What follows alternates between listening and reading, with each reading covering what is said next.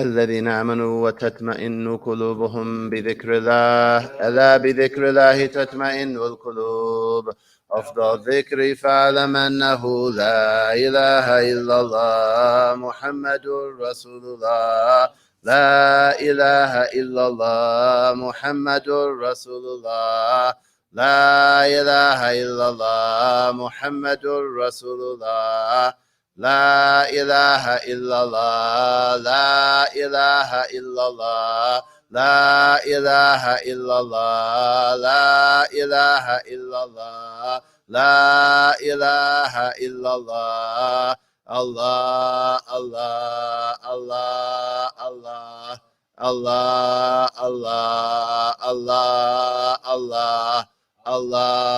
الله الله الله الله الله Allah, Allah, Allah, Allah, Allah, Allah, Allah,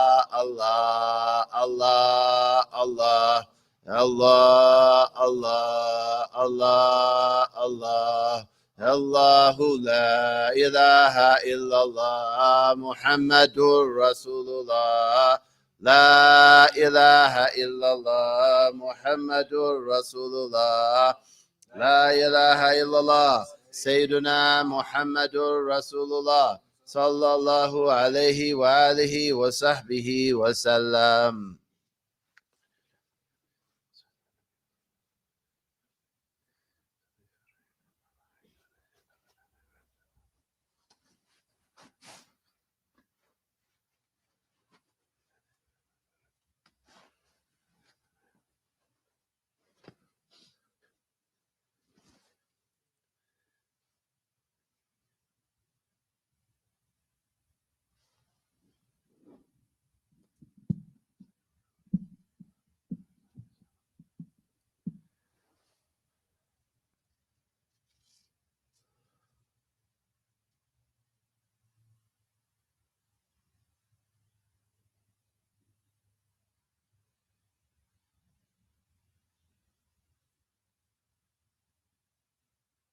وإلى حضرة النبي سيدنا محمد صلى الله عليه وآله وصحبه وسلم. الفاتحة.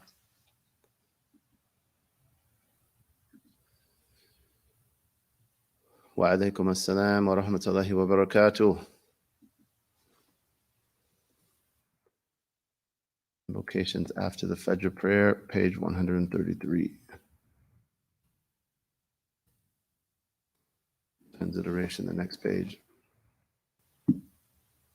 أعوذ بالله من الشيطان الرجيم. بسم الله الرحمن الرحيم. ألف لام ميم. ذلك الكتاب لا ريب فيه هدى للمتقين الذين يؤمنون بالغيب ويقيمون الصلاة ومما رزقناهم ينفقون والذين يؤمنون بما أنزل إليك وما أنزل من قبلك وبالآخرة هم يوقنون أولئك على هدى من ربهم وأولئك هم المفلحون. وإلهكم إله واحد لا إله إلا هو الرحمن الرحيم.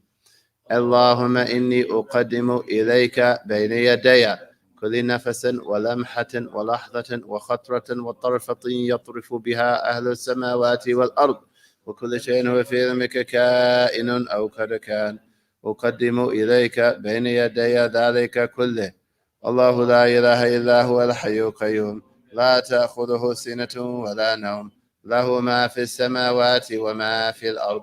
من ذا الذي يشفع عنده إلا بإذنه يعلم ما بين أيديهم وما خلفهم ولا يحيطون بشيء من علمه إلا بما شاء.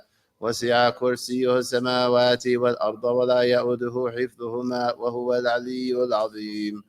لله ما في السماوات وما في الأرض وإن تبدوا ما في أنفسكم أو تخفوه يحاسبكم به الله فيغفر لمن يشاء ويعذب من يشاء والله على كل شيء قدير. آمن الرسول بما أنزل إليه من ربه والمؤمنون كلنا آمن بالله وملائكته وكتبه ورسله لا نفرق بين أحد من رسله وقالوا سمعنا وأطعنا غفرانك ربنا وإليك المصير. لا يكلف الله نفسا إلا وسعها لها ما كسبت وعليها ما اكتسبت. ربنا لا تؤاخذنا إن نسينا أو أخطأنا ربنا ولا تحمل علينا إصرا كما حملته على الذين من قبلنا ربنا ولا تحملنا ما لا طاقة لنا به واعف عنا واغفر لنا وارحمنا أنت مولانا فانصرنا على القوم الكافرين آمين. شهد الله أنه لا إله إلا هو والملائكة وأولو العلم قائما بالقسط لا إله إلا هو العزيز الحكيم. وأنا أشهد بما شهد الله به وأشهد الله على ذلك وأستودع الله هذه الشهادة وهي لي عند الله وديعة أسأله حفظها حتى يتوفاني عليها. إن الدين عند الله الإسلام. قل اللهم مالك الملك اللهم مالك الملك تؤتي الملك من تشاء وتنزع الملك ممن تشاء وتعز من تشاء وتذل من تشاء بيدك الخير إنك على كل شيء قدير. تولج الليل في النهار وتولج النهار في الليل وتخرج الحي من الميت وتخرج الميت من الحي وترزق من تشاء بغير حساب. رحمن الدنيا والآخرة ورحيمهما تعطي من تشاء منهما وتمنع من تشاء. أنت ترحمنا فارحمنا رحمة تغنينا بها. اللهم اقض عنا الدين واغننا من الفقر. بسم الله الرحمن الرحيم. قل هو الله أحد الله الصمد لم يلد ولم يولد ولم يكن له كفوا أحد. بسم الله الرحمن الرحيم. قل هو الله أحد الله الصمد لم يلد ولم يولد ولم يكن له كفوا أحد. بسم الله الرحمن الرحيم. قل هو الله أحد الله الصمد لم يلد ولم يولد ولم يكن له كفوا أحد. بسم الله الرحمن الرحيم. قل هو الله أحد الله الصمد لم يلد ولم يولد ولم يكن له كفوا أحد. بسم الله الرحمن الرحيم. قل هو الله أحد الله الصمد لم يلد ولم يولد ولم يكن له كفوا أحد. بسم الله الرحمن الرحيم. قل هو الله أحد الله الصمد لم يلد ولم يولد ولم يكن له كفوا أحد. بسم الله الرحمن الرحيم. قل هو الله أحد الله الصمد لم يلد ولم يولد ولم يكن له كفوا أحد.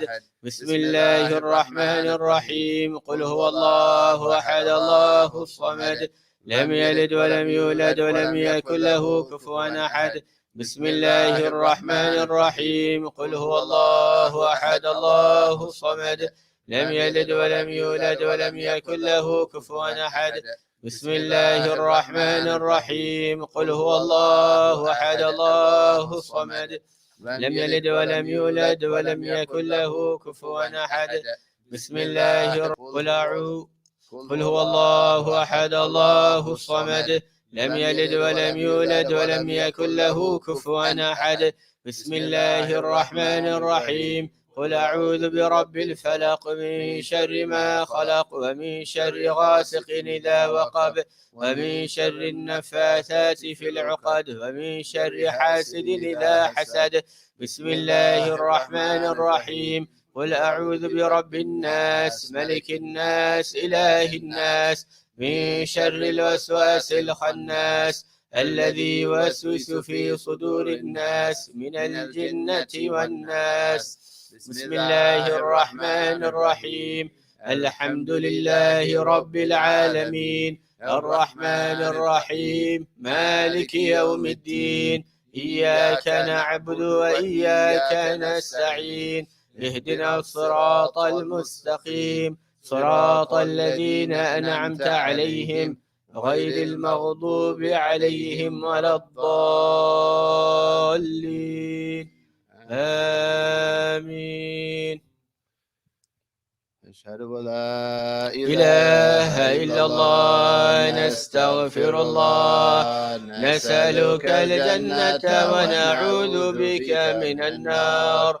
أشهد أن لا إله إلا الله نستغفر الله نسألك الجنة ونعوذ بك من النار. أشهد أن لا إله إلا الله. نستغفر الله. نسألك الجنة ونعوذ بك من النار. اللهم إنك عفو تحب العفو فاعف عنا. اللهم إنك عفو تحب العفو فاعف عنا. اللهم إنك عفو تحب العفو فاعف عنا يا كريم. Page 145. The next page is transliteration. The word of Sayyidina al-Sheikh Abi Bakr bin Salim.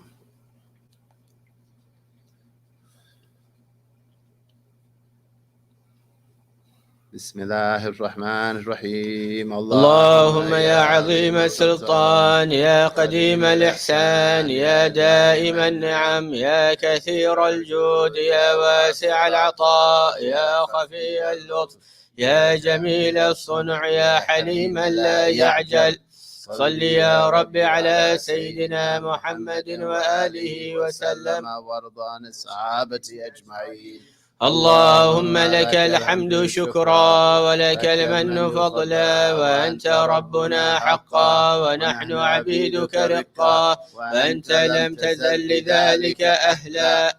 يا ميسر كل عسير، ويا جابر كل كثير، ويا صاحب كل فريد، ويا مغني كل فقير، ويا مقوي كل ضعيف، ويا مأمن كل مخيف، يسر علينا كل عسير، فتيسير العسير عليك يسير.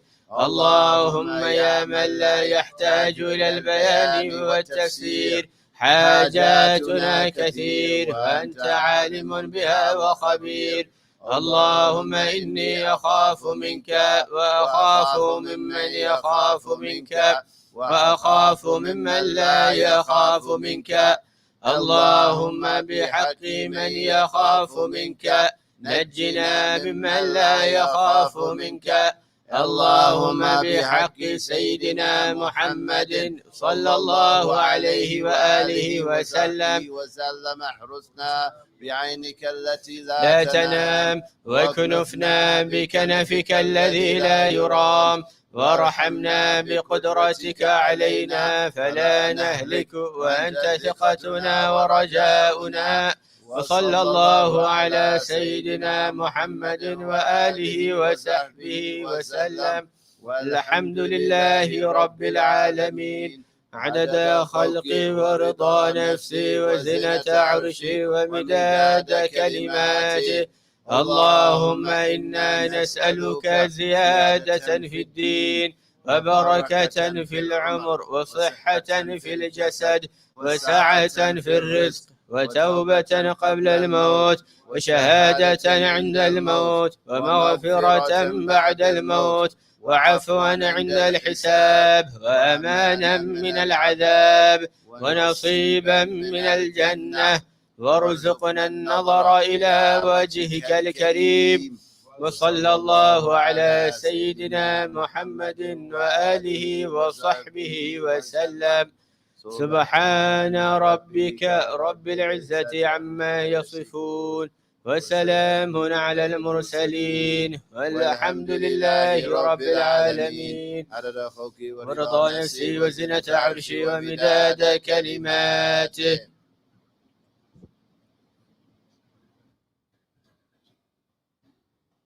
أشهد أن لا إله إلا الله. نستغفر الله. نسألك الجنة ونعوذ بك من النار.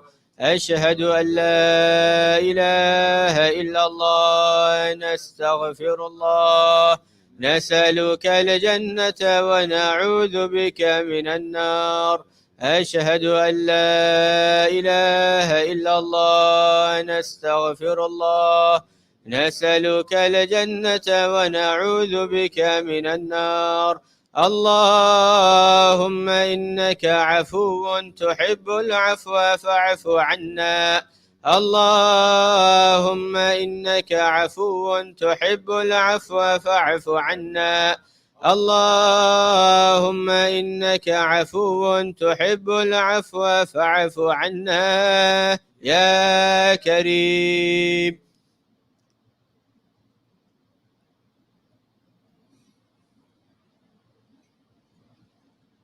ولحضرة النبي سيدنا محمد صلى الله عليه وآله وصحبه وسلم. الفاتحة.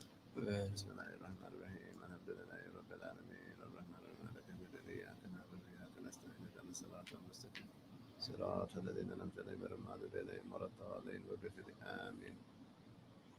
وعليكم السلام ورحمة الله وبركاته. رمضان مبارك، شهر مبارك إن شاء الله. لا إله إلا الله, page 151, Al-Wurd al-Latif of Imam Abdullah al-Haddad, 152's transliteration. بسم الله الرحمن الرحيم. قل هو الله أحد الله الصمد لم يلد ولم يولد ولم يكن له كفوا أحد. بسم الله الرحمن الرحيم. قل هو الله أحد الله الصمد لم يلد ولم يولد ولم يكن له كفوا أحد. بسم الله الرحمن الرحيم. قل هو الله أحد الله الصمد لم يلد ولم يولد ولم يكن له كفوا أحد. بسم الله الرحمن الرحيم. قل أعوذ برب الفلق من شر ما خلق ومن شر غاسق إذا وقب ومن شر النفاثات في العقد ومن شر حاسد إذا حسد. بسم الله الرحمن الرحيم. قل أعوذ برب الفلق من شر ما خلق ومن شر غاسق إذا وقب ومن شر النفاثات في العقد ومن شر حاسد إذا حسد. بسم الله الرحمن الرحيم. قل أعوذ برب الفلق من شر ما خلق ومن شر غاسق إذا وقب ومن شر النفاثات في العقد ومن شر حاسد إذا حسد. بسم الله الرحمن الرحيم.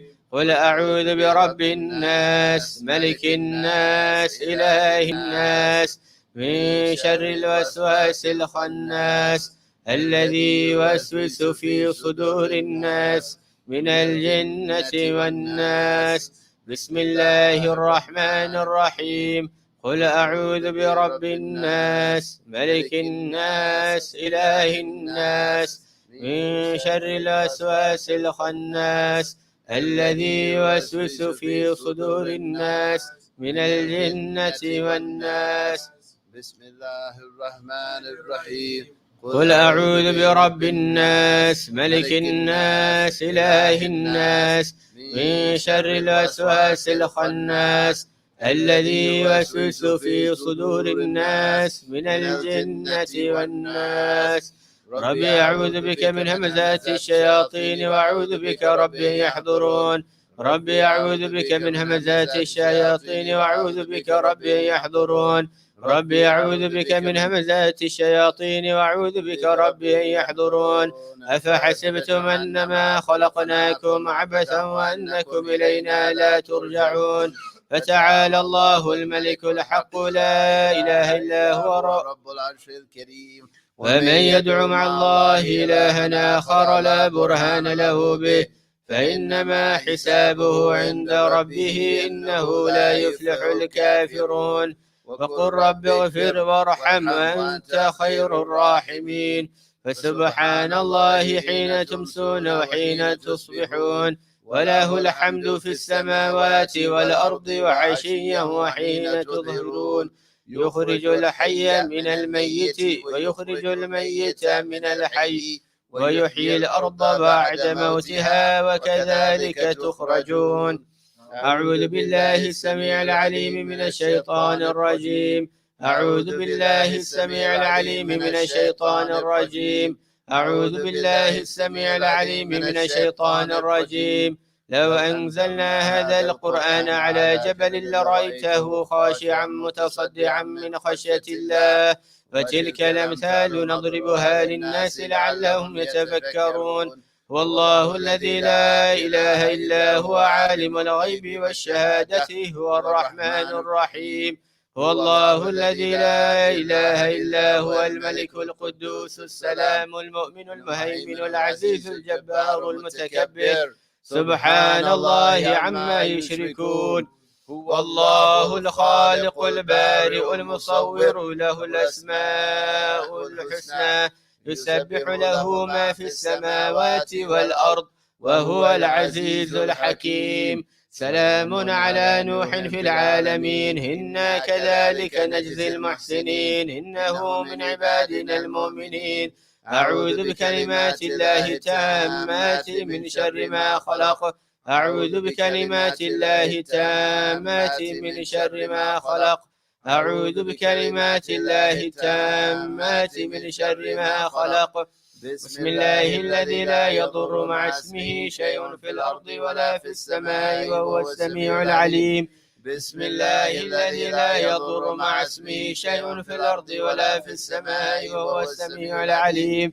بسم الله الذي لا يضر مع اسمه شيء في الأرض ولا في السماء وهو السميع العليم. اللهم إني أسبعت منك في نعمة وعافية وستر فأتمم نعمتك علي وعافيتك وسترك في الدنيا والآخرة.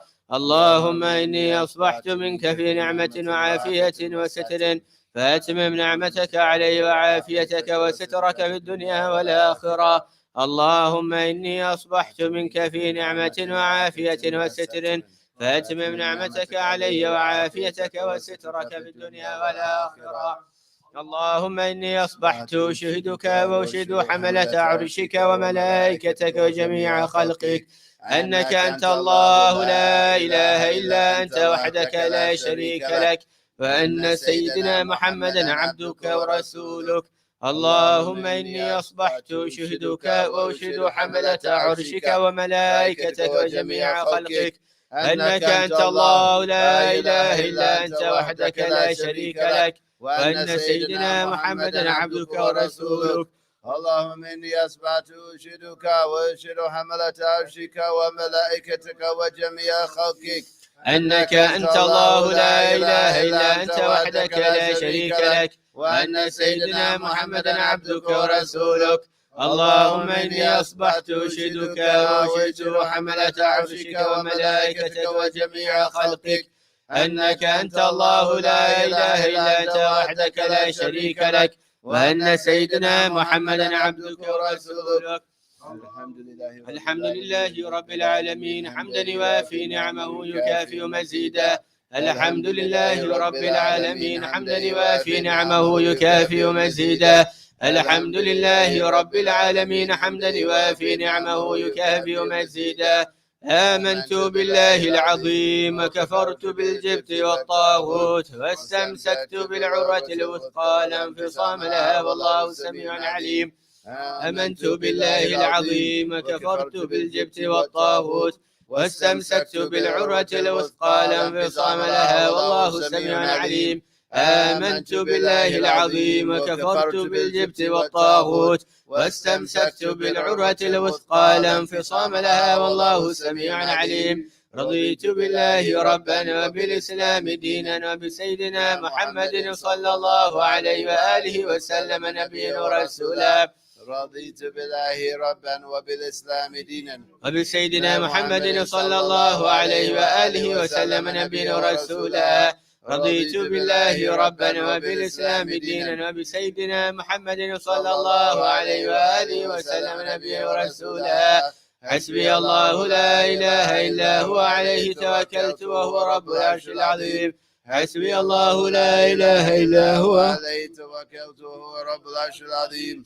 حسبي الله لا إله إلا هو عليه توكلت وهو رب العرش العظيم. حسبي الله لا إله إلا هو عليه توكلت وهو رب العرش العظيم. حسبي الله لا إله إلا هو عليه توكلت وهو رب العرش العظيم. حسبي الله لا إله إلا هو عليه توكلت وهو رب العرش العظيم. حسبي الله لا إله إلا هو عليه توكلت وهو رب العرش العظيم.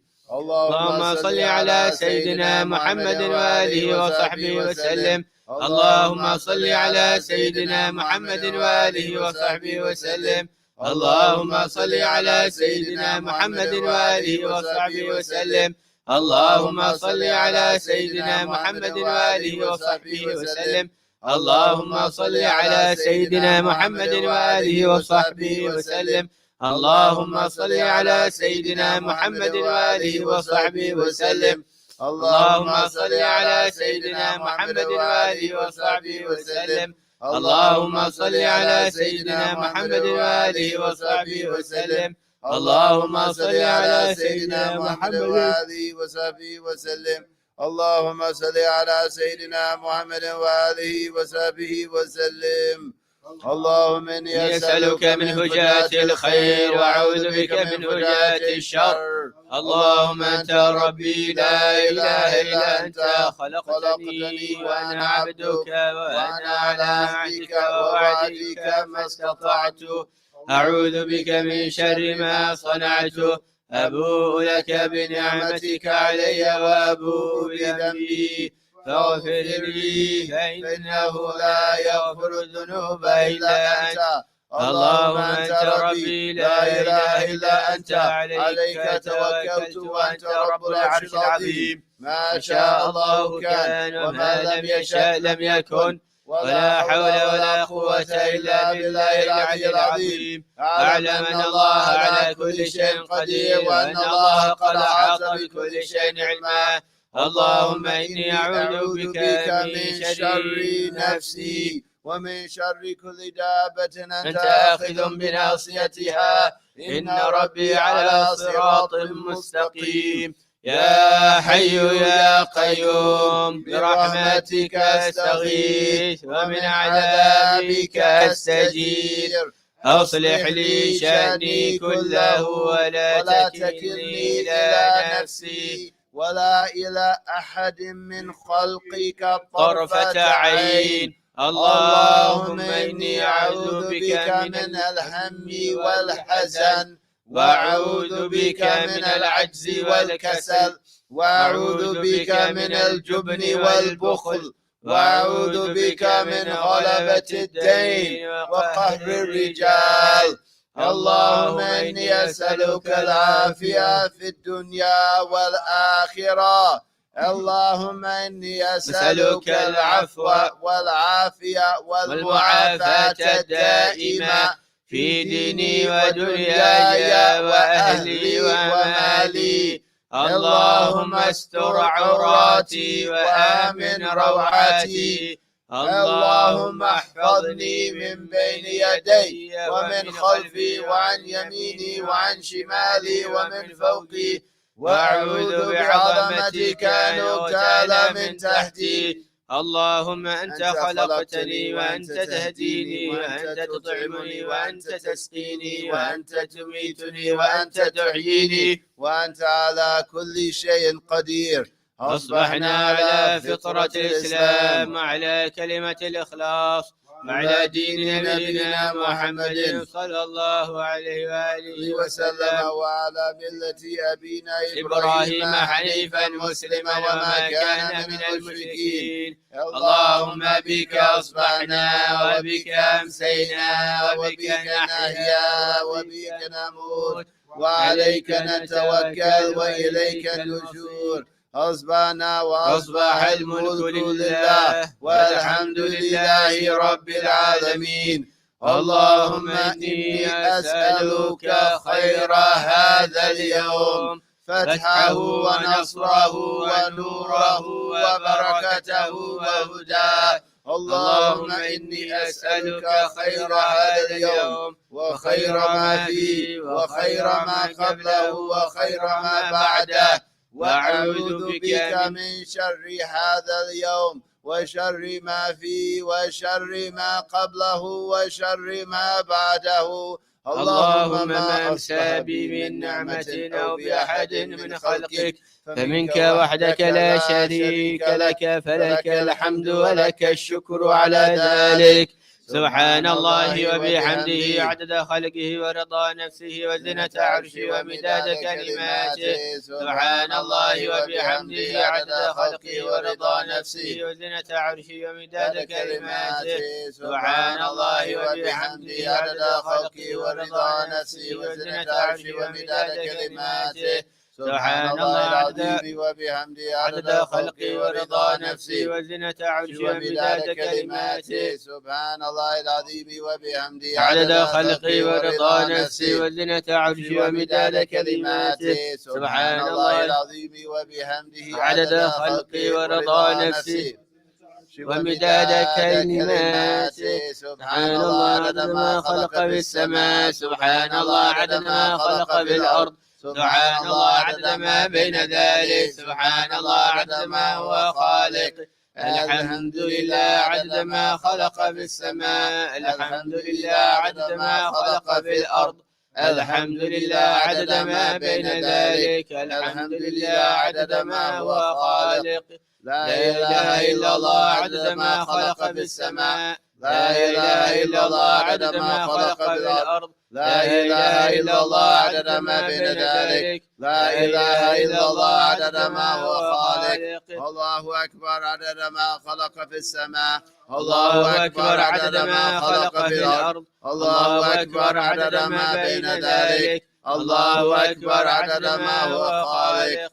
لا حول ولا قوة إلا بالله العلي العظيم عدد ما خلق في السماء. لا حول ولا قوة إلا بالله العلي العظيم عدد ما خلق في الأرض. لا حول ولا قوة إلا بالله العلي العظيم عدد ما بين ذلك. لا حول ولا قوة إلا بالله العلي العظيم عدد ما هو خالق.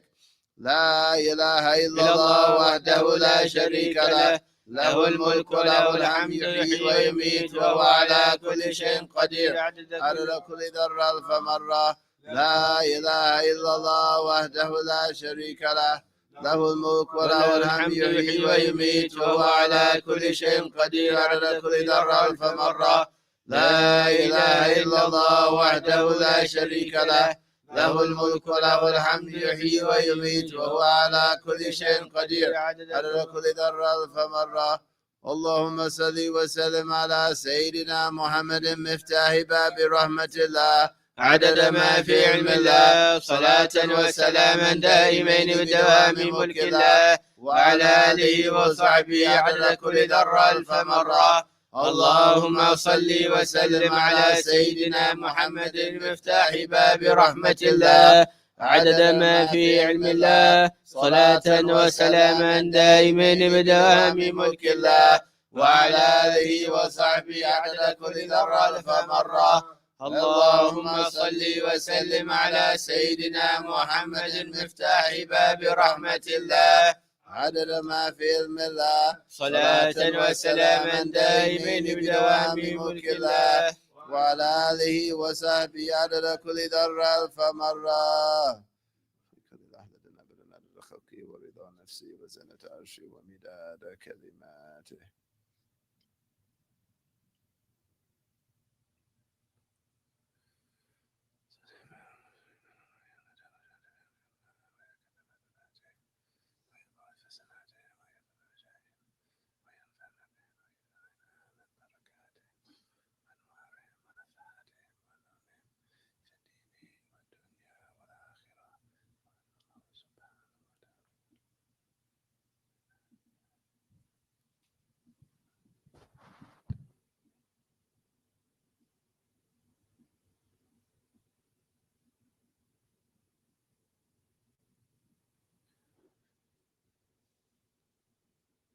وإلى حضرة النبي سيدنا محمد صلى الله عليه وآله وصحبه وسلم. الفاتحة.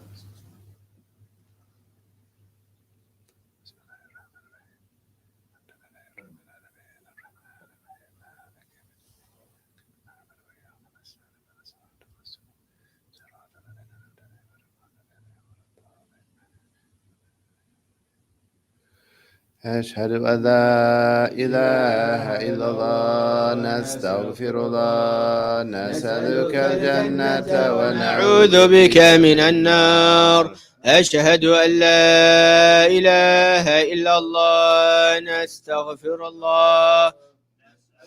جنة ونعوذ بك من النار. أشهد أن لا إله إلا الله. نستغفر الله. نسألك الجنة ونعوذ بك من النار. اللهم إنك عفو تحب العفو فاعف عنا. اللهم إنك عفو تحب العفو فاعف عنا. اللهم إنك عفو تحب العفو فاعف عنا يا كريم.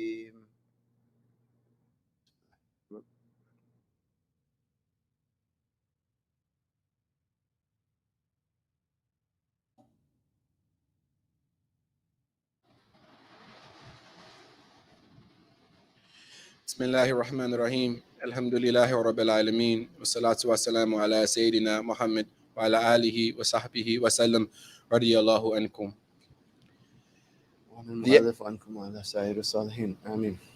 The etiquette of leading and following in the prayer. The Imam should make the prayer brief. Anas radiallahu anhu said, I do not pray behind anyone whose prayer was more brief or more complete than the Prophet of Allah sallallahu alaihi wasallam. The Imam should not make the opening takbir if the mu'adhin has not yet finished the call to commence, nor before the lines are straightened. The Imam should raise his voice with every takbir, but the follower should only raise his voice so that he can at least hear himself. The Imam should make the intention of leading the prayer in order to attain the merit of doing so.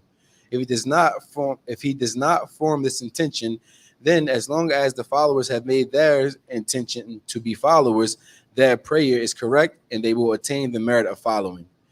The Imam should say the opening supplication and the ta'awudh silently, like one praying alone.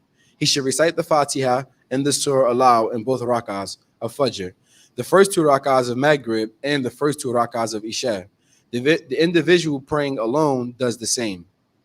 The Imam should say Ameen aloud in the audible prayers, as should the follower. The follower should say his Ameen at the same time the Imam says Ameen, not afterwards.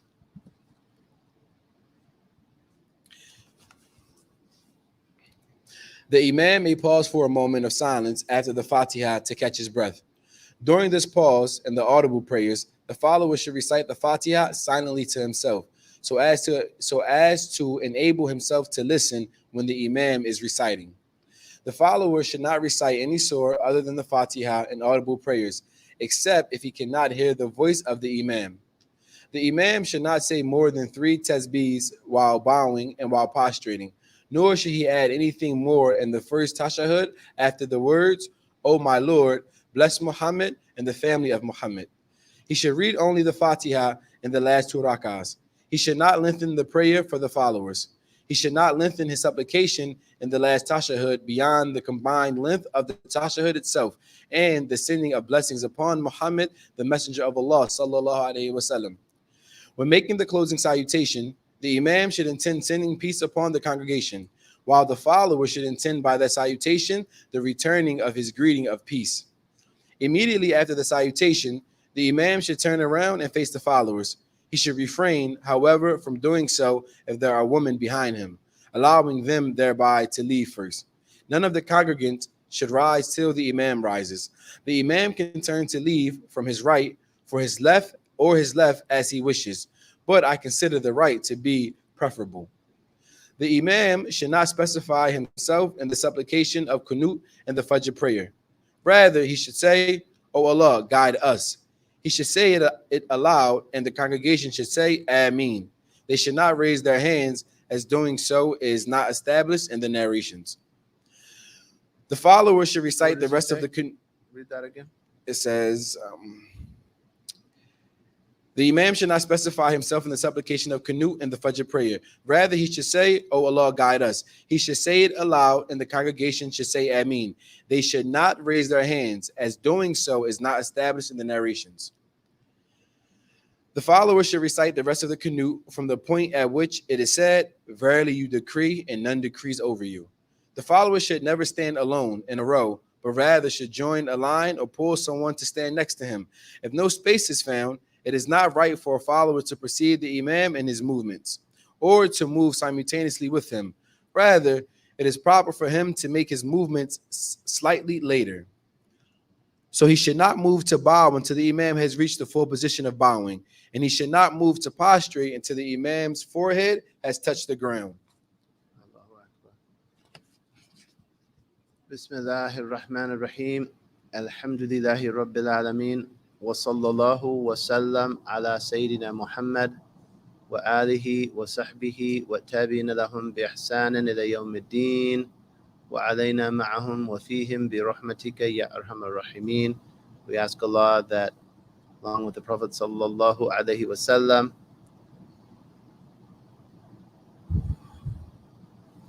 his family, companions, and those who follow them in goodness until the day of judgment, that these prayers and peace we've asked Allah to be upon them are upon us as well, with that group and among that group. By Allah's mercy, and Allah is the most merciful of the merciful. نوينا التعلم والتعليم. We intend to learn and teach. والنفع والانتفاع. We intend to give and take benefit. والتذكير والمذاكرة. We intend to remind others and ourselves, remember. والإفادة والاستفادة. We intend to give and take additional knowledge from this lesson, additional points. والحث على التمسك بكتاب الله وبسنة رسول الله صلى الله عليه وآله وسلم. We intend encouraging adherence to Allah's book and the Sunnah of Allah's Messenger صلى الله عليه وآله وصحبه وسلم. والدعاء إلى الهدى والدلالة على الخير. We intend calling the guidance and leading to good. ابتغاء وجه الله. All of that seeking Allah's countenance, wa mardatihi wa qurbi wa thawabihi subhanahu wa ta'ala, seeking also Allah's pleasure, nearness to Allah and His reward, glorious and exalted is He. We intend what the author, Imam Hujjatul Islam Al-Ghazali intended, as well as our sheikhs and the pious and what Allah knows of good intentions. To proceed, alhamdulillah, it's a blessing to be gathered and remember Allah, for Allah to give us tawfiq to perform the salah in jama'ah and to remember Him, to invoke His names and attributes and word and sayings of His Habib sallallahu alaihi wasallam, and to listen to the speech of the heirs. And as we stated, reminding ourselves of intentions, as Imam Abdullah al-Haddad taught his students to do. May Allah give us to be His students. We intended to learn and also teach. So each of us, we intended to take benefit and give benefit. So each of us should see his or herself responsible of transmitting knowledge to others. Imam al-Haddad said, someone who is alim of a masala, or someone who ya'lam masala, someone who knows a single question in knowledge, فهو عالم بتلك المسألة. He's learned in that question. So then that means he has a responsibility to teach it to those who are ignorant of it, particularly if it's an obligation and there's no one else there that can do that. Then يتعين عليه, he's specific to him or her. And one of the things we perceived of late is that, a lot of brothers and sisters during this time where they weren't gathering, where we all weren't gathering, a lot of brothers and sisters have drifted some. And we ask Allah to protect all of us from that.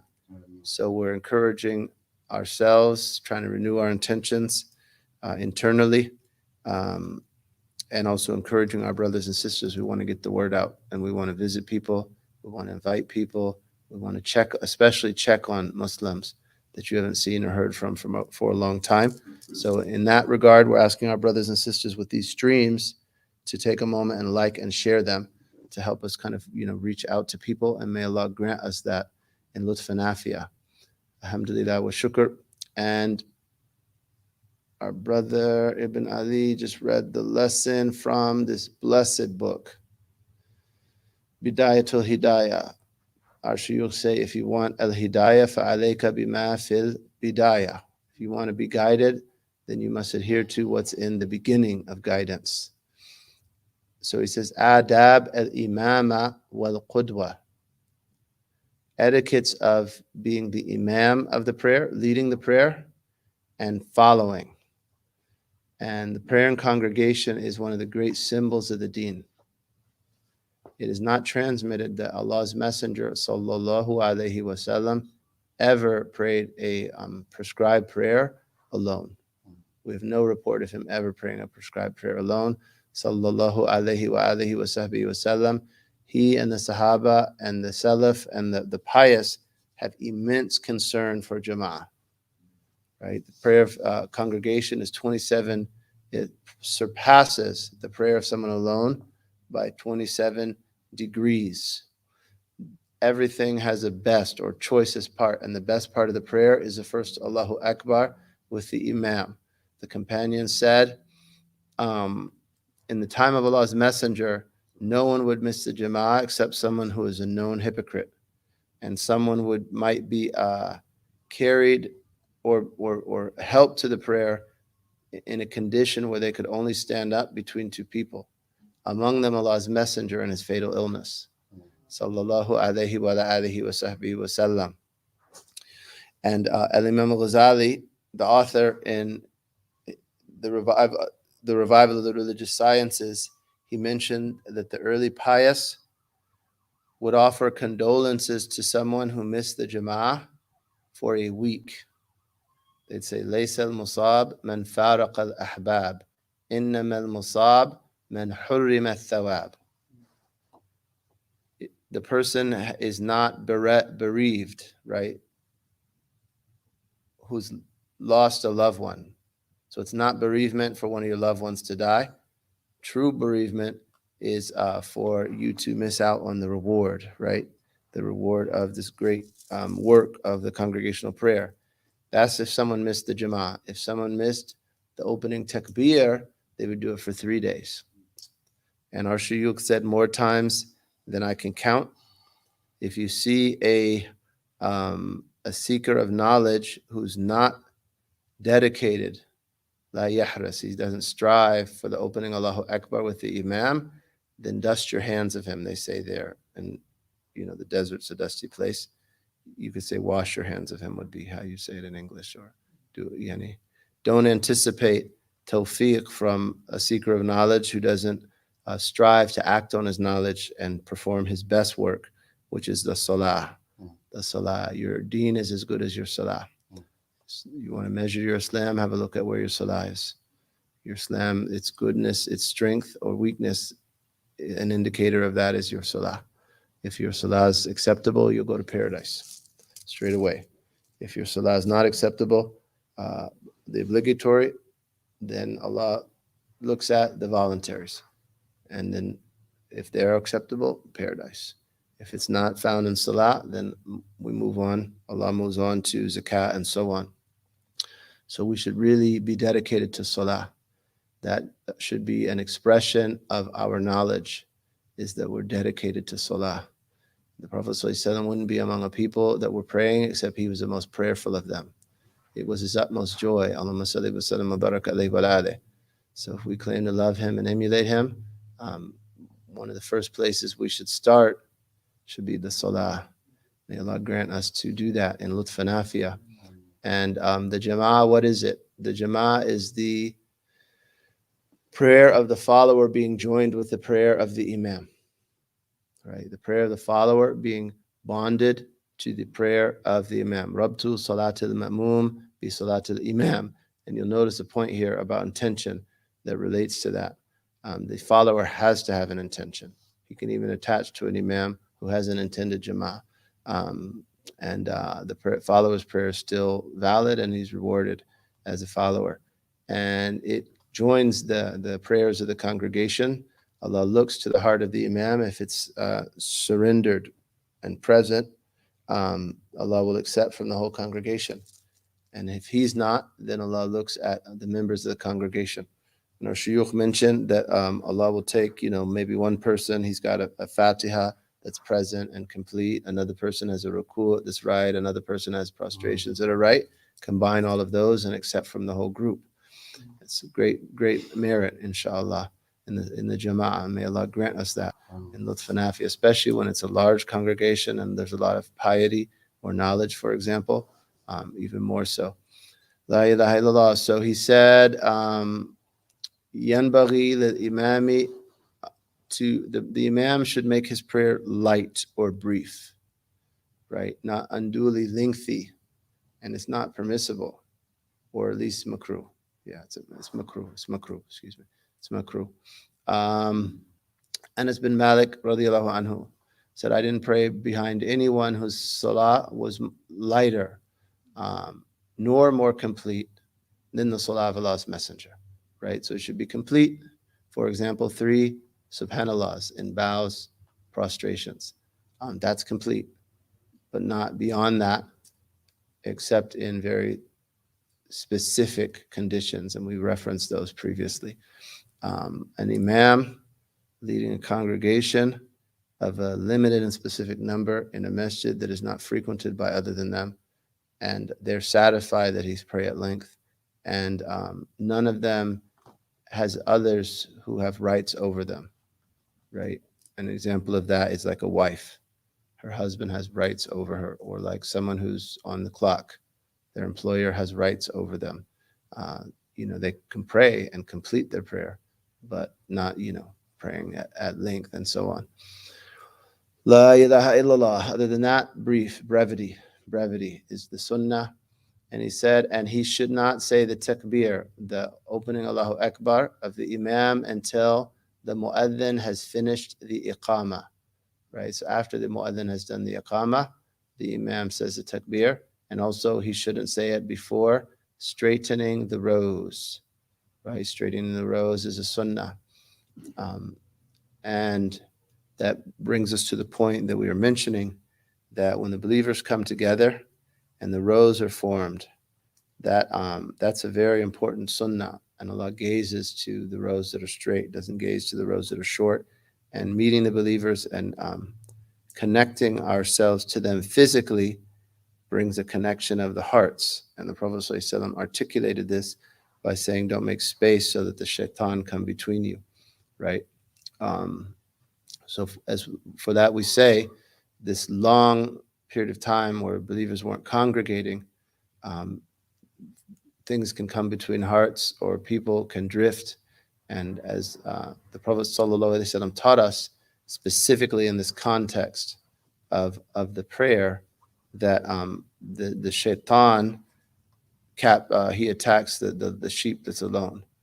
So some of those that could be out there a little bit by themselves, you can get caught up easier than when you're congregating with the believers and your hearts are joined with the believers and you're benefiting from your company with the believers.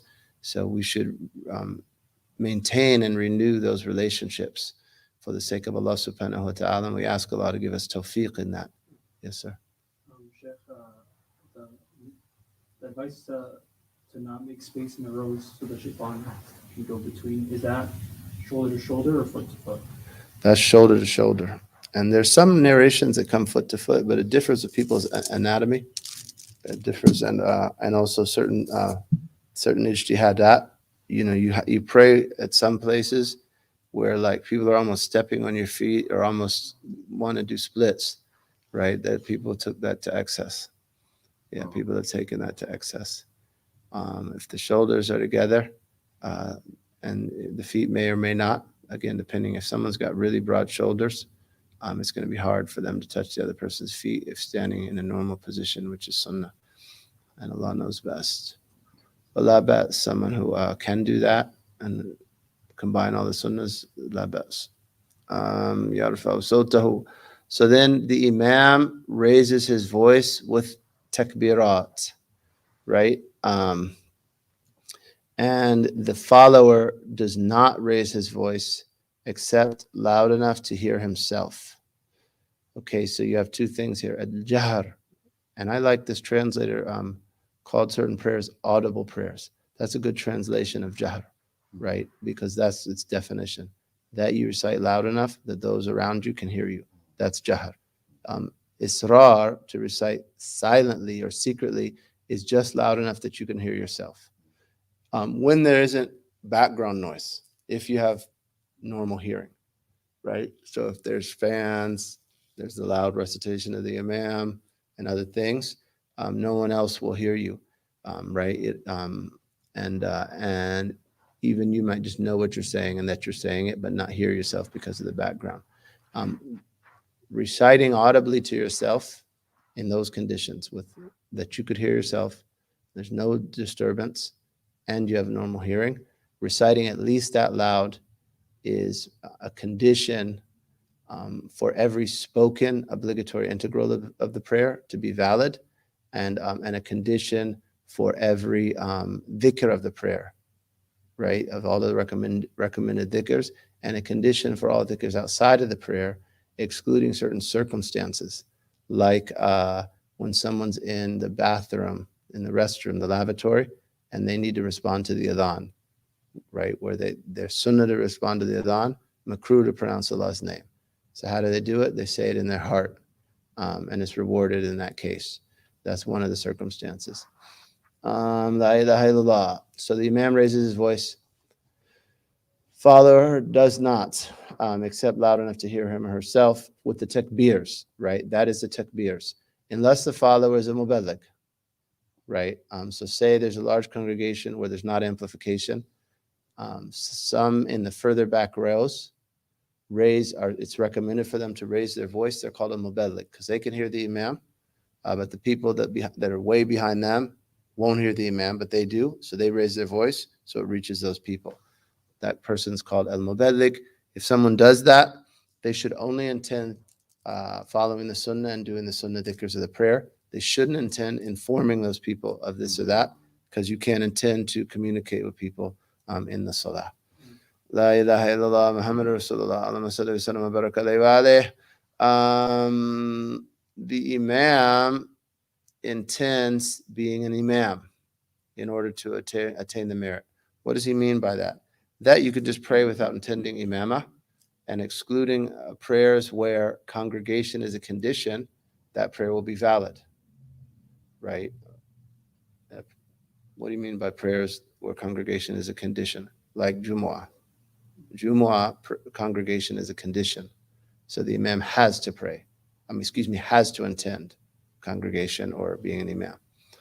But in other prayers, Dhuhr, Asr, Maghrib, what have you, certain sunnahs, witr and Ramadan, Taraweeh, if the Imam didn't intend, he's just praying that prayer and then the people are following him.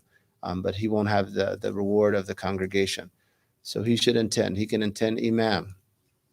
Usalli Fard al-Dhuhri Imaman Lillahi Ta'ala. He can intend congregation. Usalli Fard al-Dhuhri Jama'atan. I'm praying the obligation of Dhuhr in congregation. Right, so you can make either of those intentions, for example. If the Imam doesn't intend, he doesn't have the reward of congregation, but the prayer of the followers is still valid if they intend. He says they can intend al-iqtida. They intend following that Imam. That's an intention. They can intend that I'm ma'moom. I'm a follower. Literally, I'm imamed. I have an Imam that I'm behind.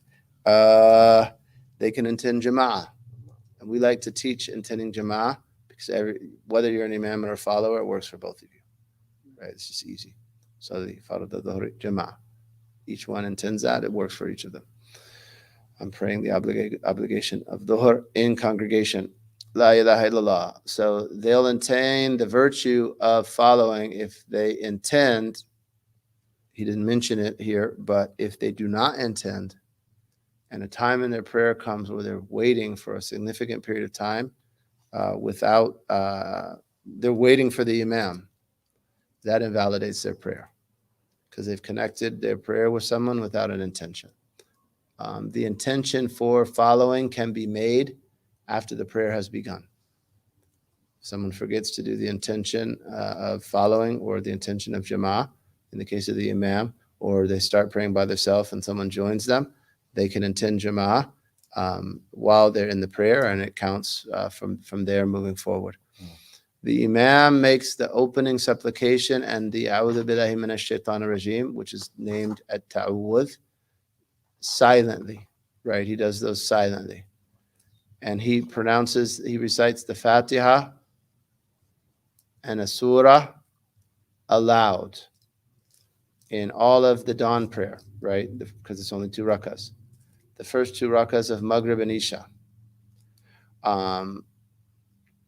The follower only says aloud in the standing, in an aloud prayer, Ameen. And he makes it coincide with the Ameen of the Imam, and hopefully they all coincide with the Ameen of the angels, the Ta'meen of the angels. As the Prophet ﷺ encouraged us. La ilaha illallah.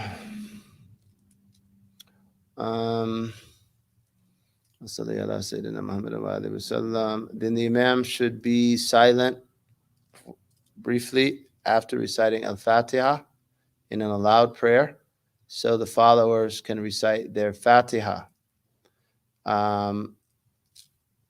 such that they can listen while the Imam is reciting the surahs.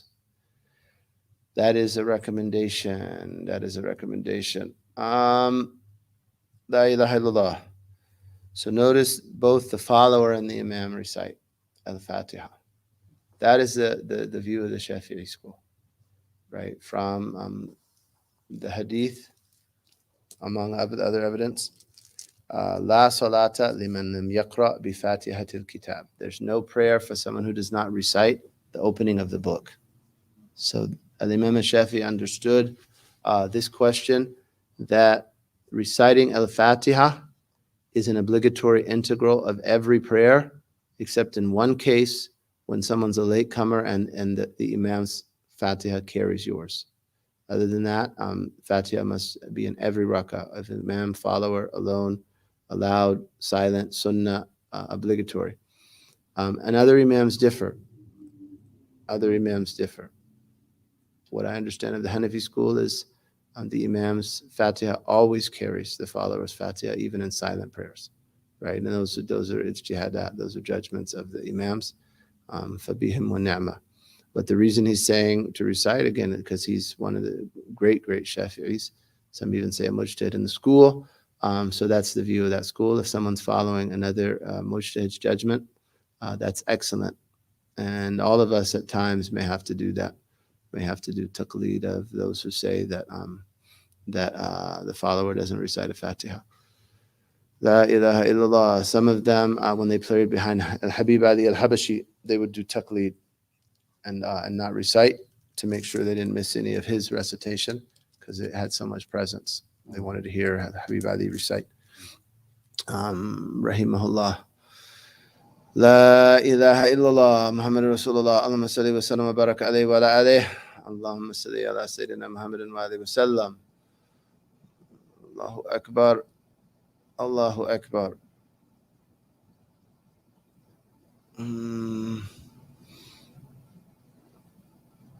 And the follower does not recite a surah after Fatiha in aloud prayers. He just listens to the recitation of the Imam. So the follower does not recite anything in aloud prayers other than the Fatiha. He says his A'udhu Billah. He says Ameen to the Fatiha of the Imams. He recites his own Fatiha. Then after that he listens, unless he's so far away he can't hear the Imam. Then he recites in an aloud prayer.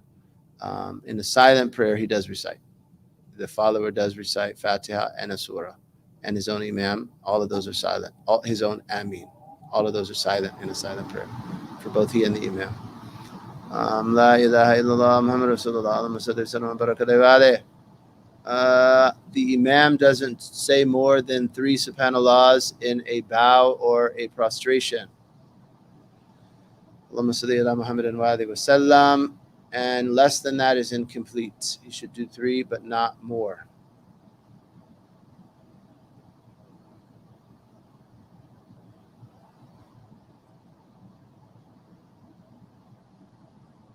It's makruh.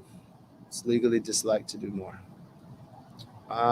In his tashahhud, his first tashahhud, the translator said he shouldn't do anything more than Allahumma salli ala Sayyidina Muhammad wa alihi.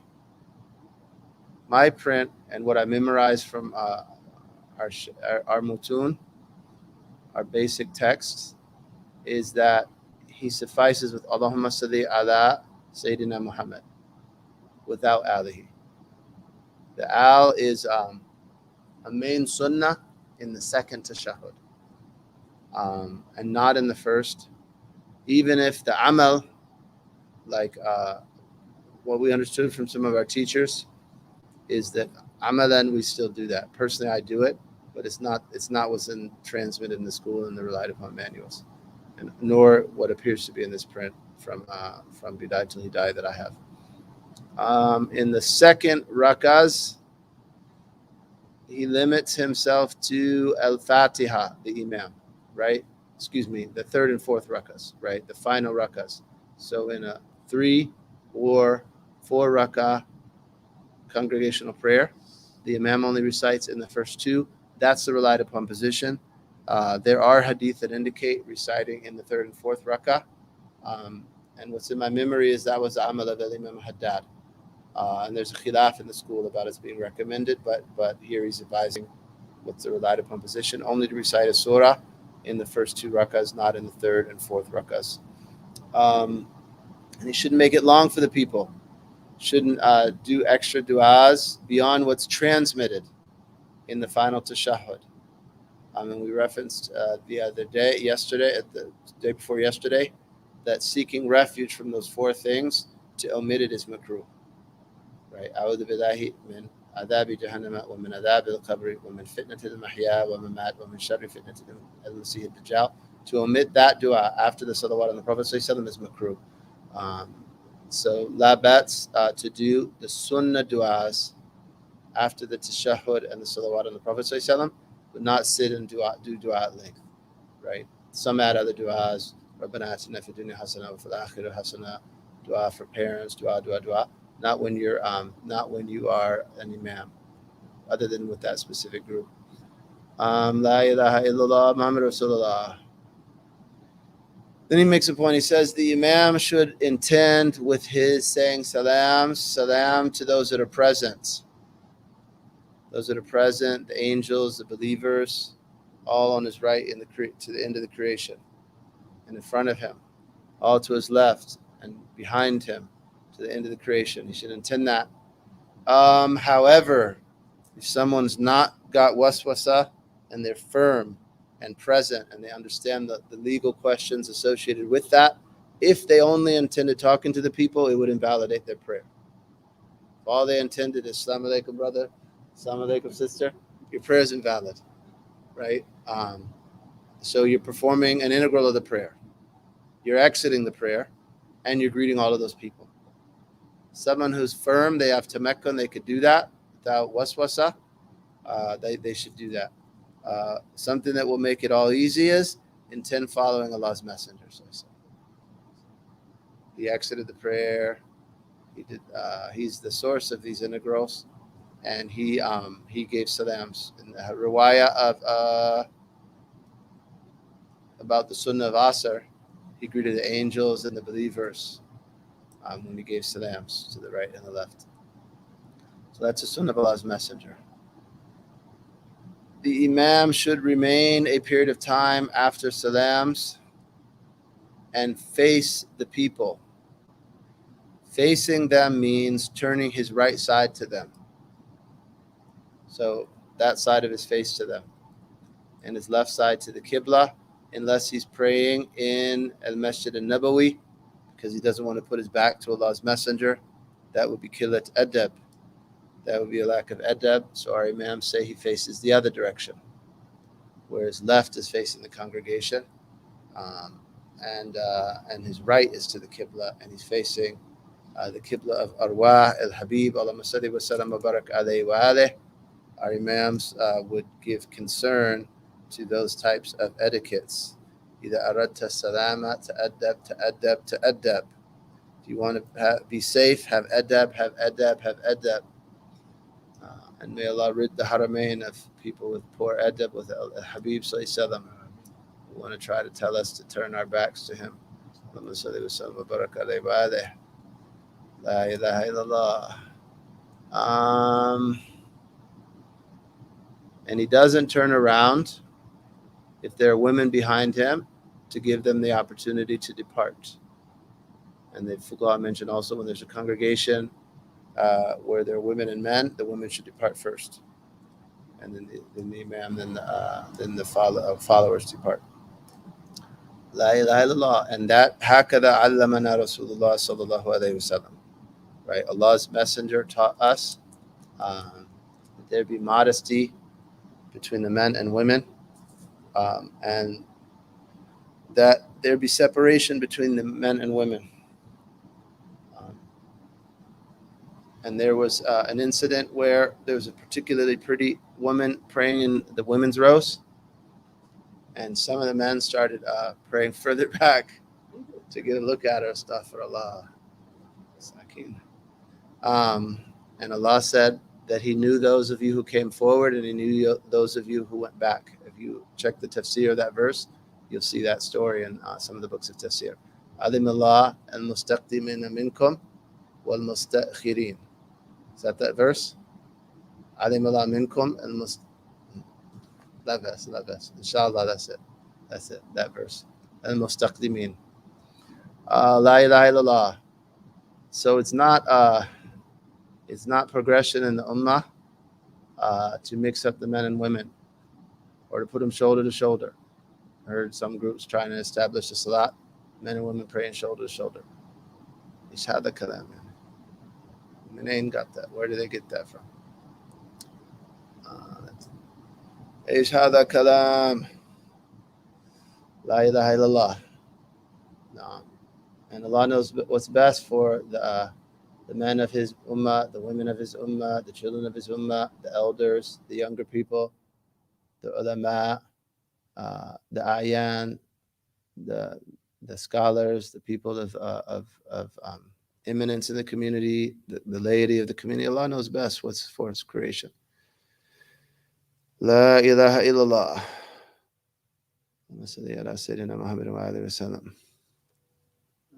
Yes, sir.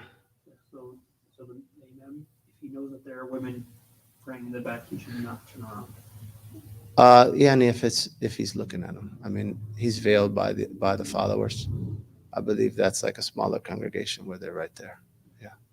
Allah knows best. Yeah. Allahumma salli ala Sayyidina Muhammad wa alihi wa sallam. Allahumma salli ala Sayyidina Muhammad wa alihi wa sallam. And then he said, the Imam can leave in whatever direction he wants, right or left. And Imam Al-Ghazali says the right is preferred to him. When the Imam is making the dua of the qunut of the dawn prayer, he doesn't only make dua for himself. He doesn't only say, Allahumma hdini fi man hadayt, wa afini fi man afayt, wa tawallani fi man tawallayt, though someone who's alone does. Right? If they're praying alone, they do it like that. If they're praying as an Imam, they should say, Allahumma hdina, and include the followers in the pronoun, right? So the pronoun there is nun alif, na. Allahumma hdina fi man hadayt, wa afina fi man afayt, wa tawallana fi man tawallayt, like that to the end of the qunut, if they're doing the qunut that's transmitted. And he should recite the qunut aloud, audibly. The followers say Ameen to the Imam's dua. To his supplication, they say Ameen. To his praise, they participate, and he slightly lowers his voice. So, فَإِنَّكَ تَقْضِي وَلَا يُقْضَى عَلَيْكَ. That's the end of the dua, right? They say Ameen. No. وَقِنَا شَرَّ مَا قَضَيْتَ. That's the end of the dua. Protect me from the evil of what you've created. Ameen.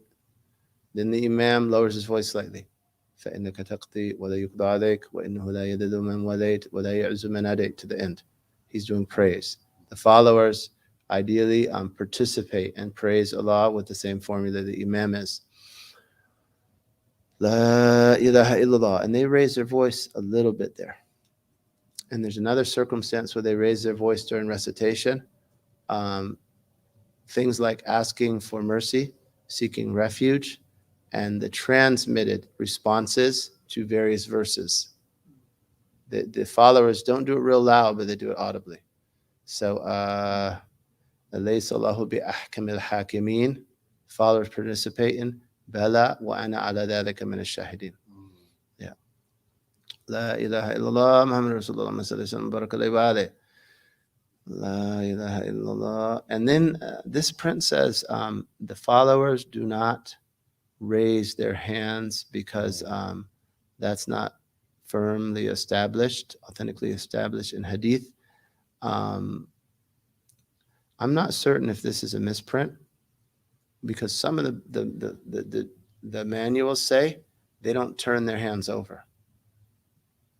And I'm wondering if yaklibun aydiyahum was, there's tashif from some of the prints from yarfa aydiyahum.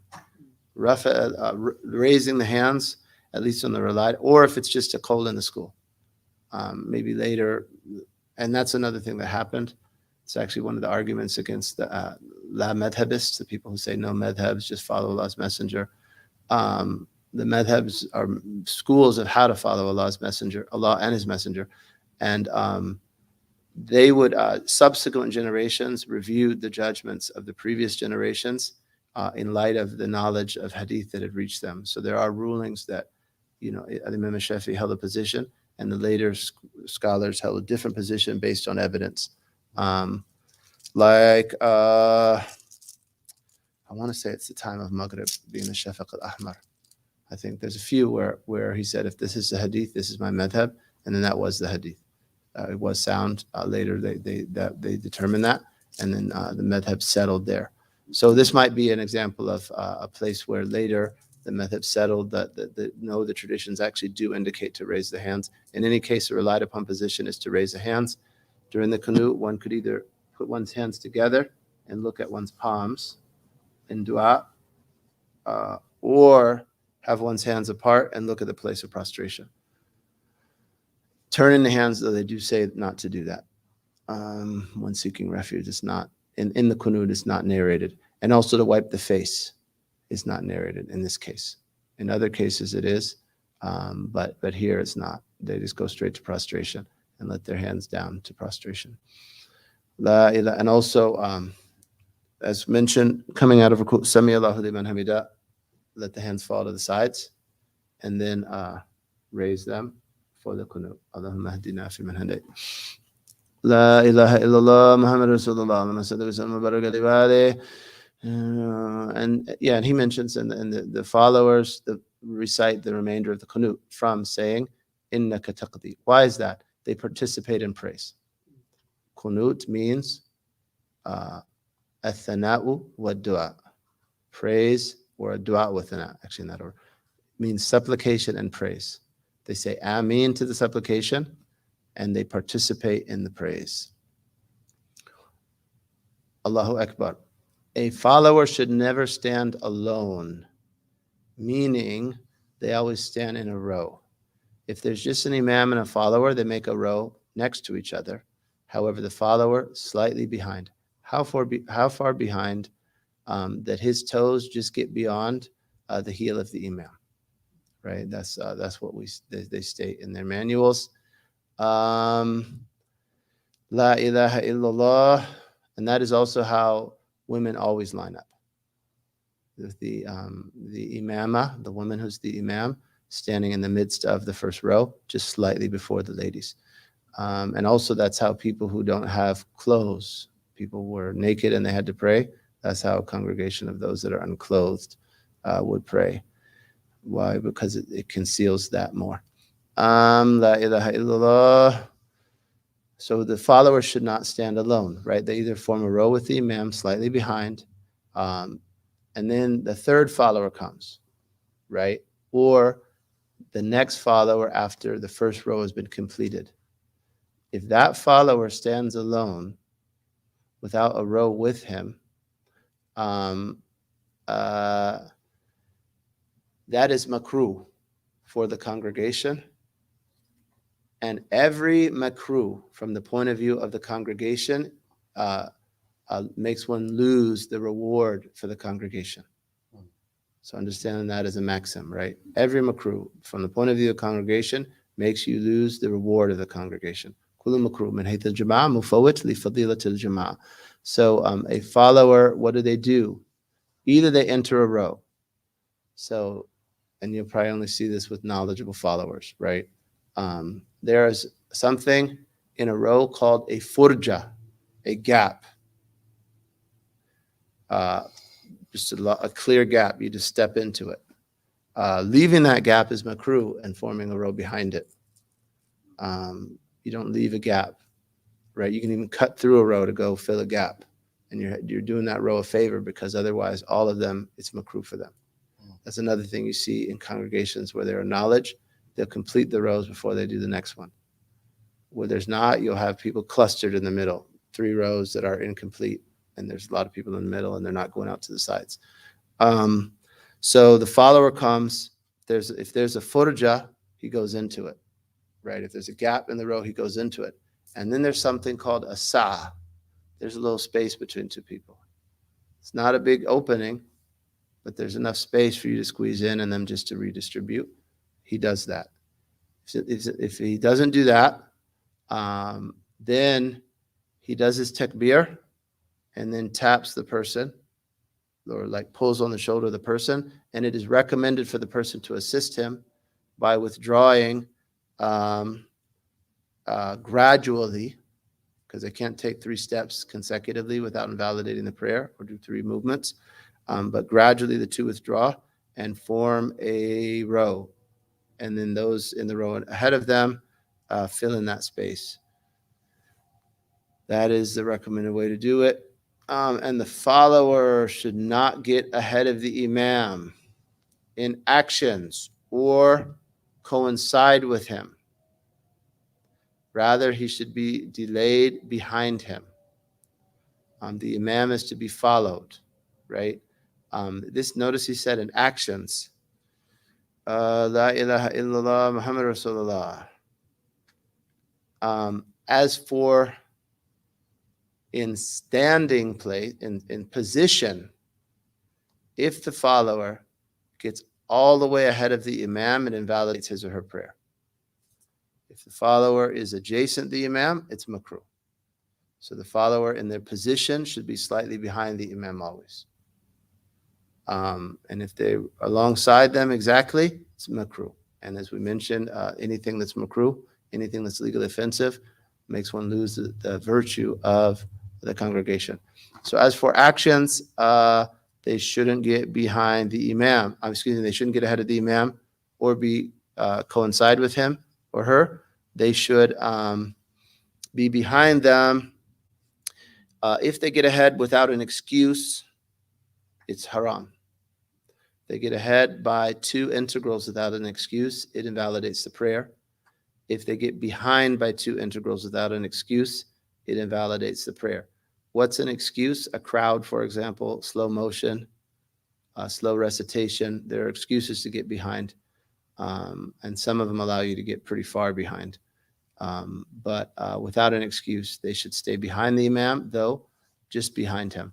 Ideally, and this differs some from other schools, the best way to do it in the Shafi'i school is that when the follower not move into the bow position until the imam reaches it. The follower not move towards prostration until the imam's forehead touches the ground. So they are behind the imam, right? That is the best way to do it.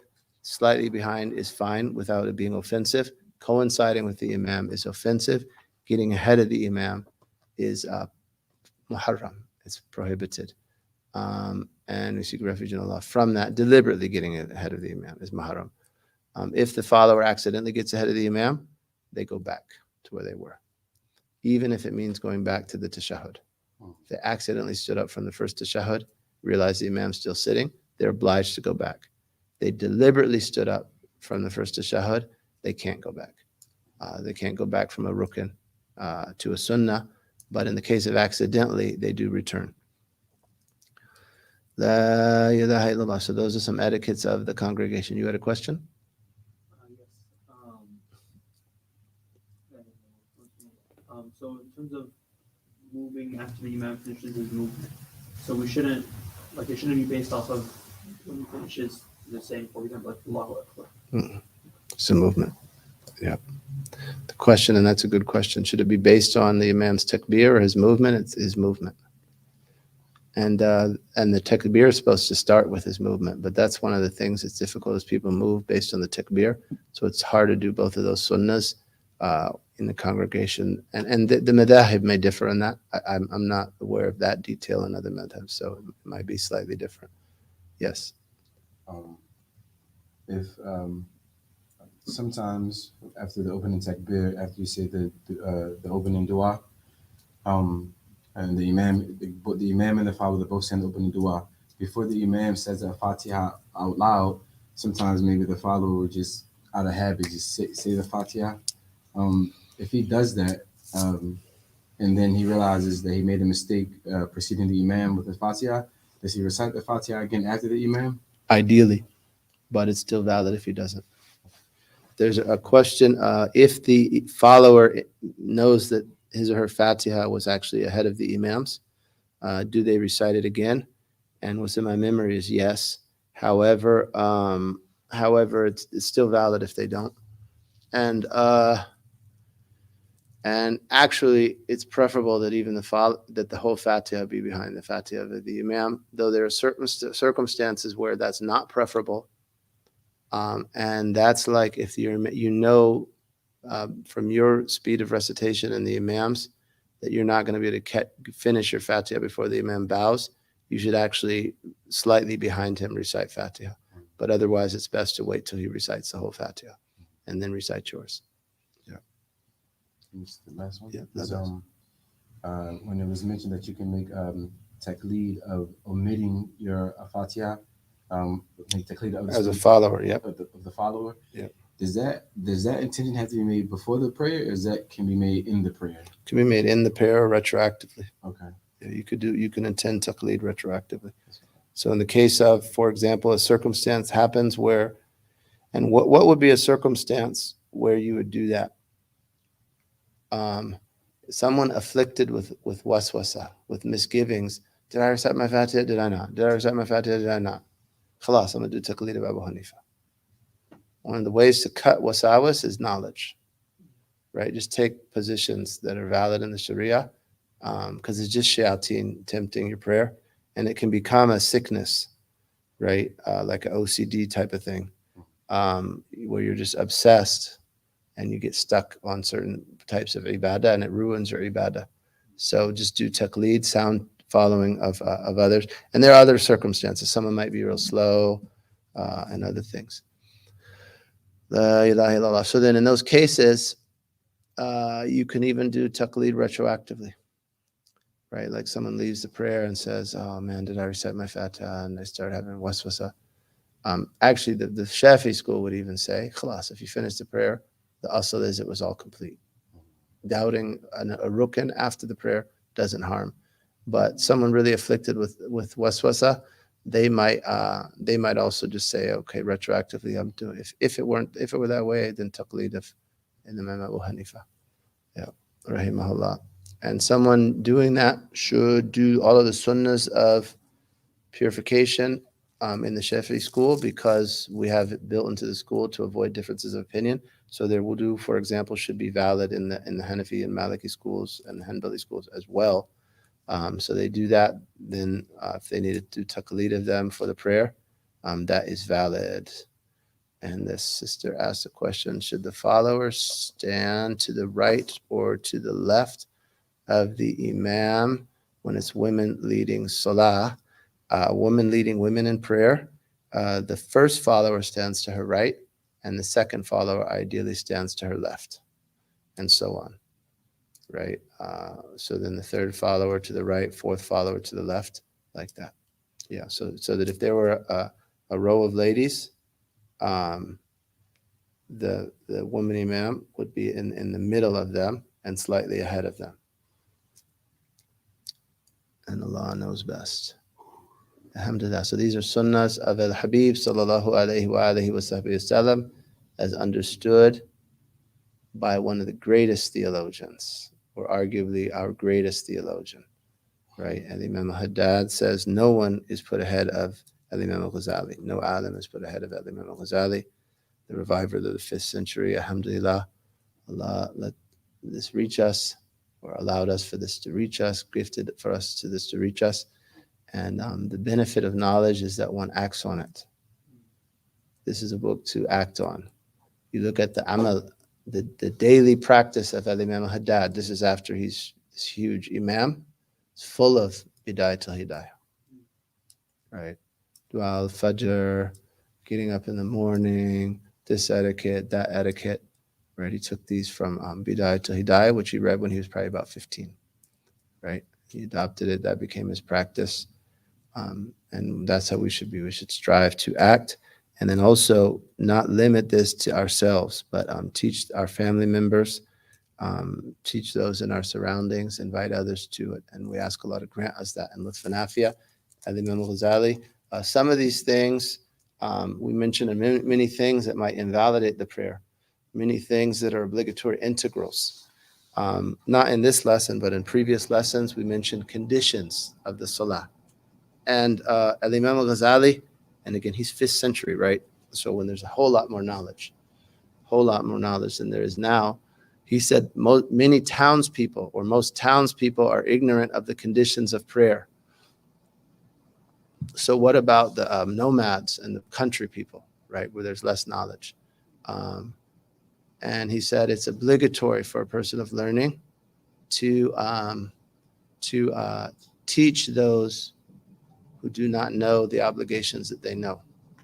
And he said, for that reason, someone who's a faqih, someone who's educated in the law, who just sits at their house and secludes themselves and protects their deen, they won't be free from sin if they neglect conveying those obligations, teaching the knowledge of those obligations to those who are ignorant of it.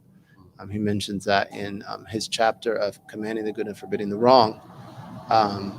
And Imam al-Haddad quotes him in Ad-Dawah Tamma, the complete summons, and that is translated. And that's a fundamental work in inviting to Allah. And all of us should have that work, and we should read it, inshallah ta'ala, and apply it. La ilaha illallah is one of the greatest means to lift misfortunes from the ummah, is inviting to Allah subhanahu wa ta'ala. Allah told us that we'd be punished with misfortunes when we didn't invite to Allah. We didn't command the good and forbid the wrong. And that's a good question. I'm sorry I didn't translate it. Taqleed means to follow qualified scholarship. Some people translate taqleed as blind following, which is a mistranslation. Blindness and qallada has nothing to do with blindness, right? Taqleed, qalladahu, is like you place something on someone's neck. So you place them in a position of authority and follow their judgment. It's followership. Taqleed is followership. And Sheikh Nuh Keller translates it as following qualified scholarship, and it's an obligation for anyone who's not a mujtahid. Everybody's muqallid. People are muqallidun, right? Where's the mujtahid who's claiming ijtihad, right? So then you're what? You're muqallid. You're a follower. And fabihi wa ni'ma. The Sahaba never rushed to give fatwa. So what about someone who's saying, I'm a judge in Allah's Sharia? You're going to rush to that? I'm not going to follow the judges. I'm a judge. I could judge myself from the book and the Sunna, Allah's laws for His creation. Tawakkul. As for the Sahaba, kan yatadafa'un al-fitya. They would try to fend fatwa off of themselves. Not many of them gave fatwa after the Prophet ﷺ. Some of the narrations say seven of them. And the rest of them, khalas, they're learned in hereafter, learned in akhlaq, do a lot of ibadah, a lot of jihad, amazing people of the hereafter. But fatwa, from their concern for the hereafter, they didn't race to fatwa. Al-Hasan al-Basri, he said that I see some of you answer a question walking down the road that Sayyidina Umar would have gathered all of the people of Badr to do shura on. and everybody, this is what I think. It's dangerous. So we follow those who are qualified, and that is a great blessing for us. It alleviates from us an immense responsibility, and the judge is in a dangerous position. And as Abdullah bin Mubarak said, if someone is ever afflicted with being a judge, and he termed it that, إِذَا ابْتُلِيتَ بِالْقَضَاءِ, you're afflicted with being a judge, فَعَلَيْكَ بِالْأَثَرِ, then adhere to tradition, and may Allah grant us to adhere to the traditions, and the founder of all the traditions, and may Allah accept. We went a little long today, forgive us, but it is Sunday, so no one's rushing off to work today, inshallah ta'ala. And this is a time for ijtihad. Ramadan's a time for ijtihad. One of the meanings our shuyukh taught us is that the Prophet ﷺ said, Al-Umrah fi Ramadan ka Hajj ma'i. Making Umrah in Ramadan is like Hajj with me. The Prophet ﷺ said that. And he said that someone who sits after Fajr doing dhikr where they prayed until the sun rises and is elevated, and then prays to rakas, they leave with an Umrah and a Hajj that are complete. So sitting here at this time worshiping is equal to Umrah. Doing this in Ramadan is equal to Hajj with Sayyidina Rasulullah. That's the meaning that some of our shuyukh derive from the combination of those two traditions. May Allah grant us to always be connected to Al-Habib Sallallahu and be from the most beneficial and blessed servants of his ummah and the most beneficial of Allah's creation to his beloved creation. In khair and fanafia, and may Allah give us to be honest, sincere, accept our words, give us good teaching, calling, and guidance. May Allah please the heart of Prophet Muhammad Sallallahu by this. May the reward of the Fatiha that we recite go to our parents, teachers, sheikhs, the author. وإذا حدث النبي سيدنا محمد صلى الله عليه وآله وصحبه وسلم الفاتحة.